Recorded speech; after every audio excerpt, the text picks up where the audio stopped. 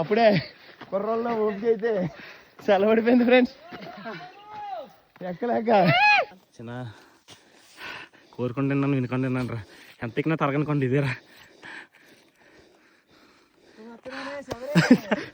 శబరే వస్తున్నానే.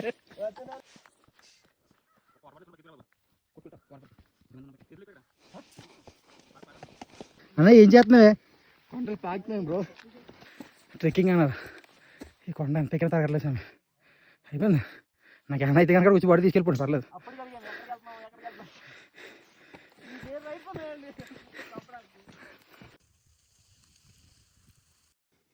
చాలా దారుణమైన గట్టు నడివిలో నల్లగా మబ్బిగా చాగిన ఈడే పశుపతి మగపతి నవ్వురా.